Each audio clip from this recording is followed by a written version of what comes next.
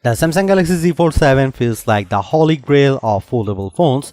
It's super thin and light, so it feels like a regular phone in your pocket. And yet, the new Fold packs a bigger 8-inch display when opened. Samsung also upgraded the camera system, including a 200 megapixel main shooter and an ultra-wide camera that takes much better macros. And having Gemini Live always at the ready is a game changer. The $2000 price is super expensive and Samsung ditched the S Pen, but overall, this is the best foldable money can't buy. It's pretty rare that I am so excited by a foldable phone that I am tempted to buy it. This is one of those times. The Galaxy Z Fold 7 is not yet another iterative upgrade. It is a huge leap forward in terms of design. It's so thin and light. I was shocked every time I picked it up for the first week of using the phone. You are no longer being penalized for wanting a phone and tablet in one device. In fact, the Fold 7 is lighter than both the iPhone 16 Pro Max and Galaxy S25 Ultra and also thinner than both of those phones when open. That's pretty freaking amazing for a foldable with a enormous 8-inch display on the inside, a 6.5-inch screen on the outside, and a powerful new 200 megapixel camera. At the same time, Samsung is charging a staggering $2000 for the Galaxy Z Fold 7, which is the second price hike on this model in 2 years.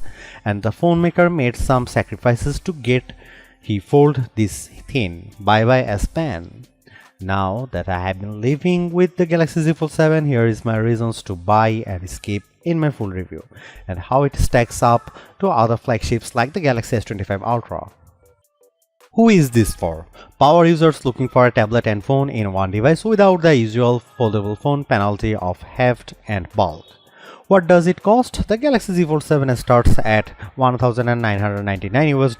That's a $100 price hike over the Galaxy Z Fold 6 in the US. What do I like? The amazingly thin and light design, the larger displays, more advanced 200 megapixel camera, and the seamless integration of Gemini Live AI. What do I not like? Other than the sticker shock of that price, the unsightly punch hole camera on the main display, and the just okay battery life, some may miss the S Pen. The Samsung Galaxy Z Fold 7 starts at $1,999 US for 256 GB of storage and 12 GB of RAM. No, that's not a typo. That's $100 more than the Galaxy Z Fold 6 and the most expensive phone you can buy in the US. The Fold 7 is more affordable in the UK and Australia, with prices starting at £1,799 and $2,899 Australian dollar. Opting for the 512 GB model will run you $2,199 US. Want to try 1 terabyte? You are looking at $2,419 US, but at least that includes a bump in RAM to 16 GB. Let's get something out of the way. The Galaxy Z Fold 7 may not be the thinnest and lightest puka-style foldable in the world, but it is such a huge improvement over the Galaxy Z Fold 6 that it feels like a totally new device. Measuring 8.9mm thick, folded and 4.2mm unfolded, the Z Fold 7 is 26% thinner than the Z Fold 6, and when I hold them side by side, the contrast is dramatic. Seriously, it's the difference between wanting to carry this phone in my front or back pocket and using a coat pocket or my bag. For those scoring at home, the Honor Magic B5 is reportedly 8.8mm thin when closed and 4.1mm when open, but that's not a phone that's available for sale in the US. Samsung says it's made the Fold 7 more durable too, thanks to a new Armor flex hinge that more evenly distributes stress, an advanced Armor aluminum in the frame and hinge that increases strength, and a main display that's thinner but stronger. During my time with the Galaxy Z Fold 7, it felt pretty durable despite being so thin, and I like how the hinge barely protrudes when closed. But note that this foldable is just IP48 rated once more, meaning it's water resistant but not dust resistant. I won't be taking the Fold to the beach. I do have some nitpicks with the design. The first is the camera for the inner display. Samsung moved from an invisible under display camera to a punch hole. It's an eyesore. I also wish the camera bump wasn't so thick. As a result, the phone wobbles when you use it on a table. One more thing, I like the Z Fold 7 could be slightly easier to open. It's so thin, you have to dig your nails in there. How about colors? If you want to stand out, get the bold blue shadow option. I love it. If you don't like fun, get the jet black or silver shadow option. There's also an exclusive mint color on Samsung.com. The Galaxy Z Fold 7 gets 3 major display upgrades versus the Galaxy Z Fold 6. Both the cover and main displays are now larger, and the crease on the unfolded main display is definitely less noticeable. Starting with the inside, the Galaxy Z Fold 7's main display has grown from 7.6 inches to 8 inches, which is pretty big jump. I appreciated the extra real estate when watching the Superman trailer on YouTube, but especially when working on spreadsheets in Google Sheets. You can see a lot more info without scrolling. And it's nice being able to see several open tabs at once when surfing the web in Chrome. The other plus is that Samsung has worked hard to minimize the main display's crease. It is still there, but it is much less noticeable. I put the Z Fold 7 and Z Fold 6 side by side, and the line running down the middle of the screen is a lot more subtle from various angles. So one of the biggest complaints about foldable phones is almost no more. I will say though that the Galaxy Z Fold 6's panel looked a bit richer side by side next to the Z Fold 7 with slightly wider viewing angles. Meanwhile, the Z Fold 7's cover display is now 6.5 inch, up from 6.3 inches on the Fold 6. It's wider too, so I found typing more comfortable. It's certainly not as wide as the S25 Ultra's 6.9-inch panel, but I had no problem checking emails, responding to Slack messages, and changing tracks on Spotify and so on.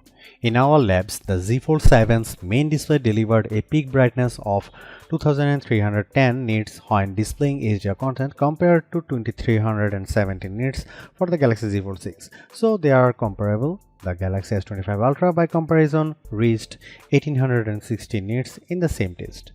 The Z Fold 7's main display also registered 96% of the DCI-P3 color space in natural mode and 105.2% in vivid mode. That's better than the Z Fold 6, and the S25 Ultra was slightly better in vivid mode and slightly worse in natural mode.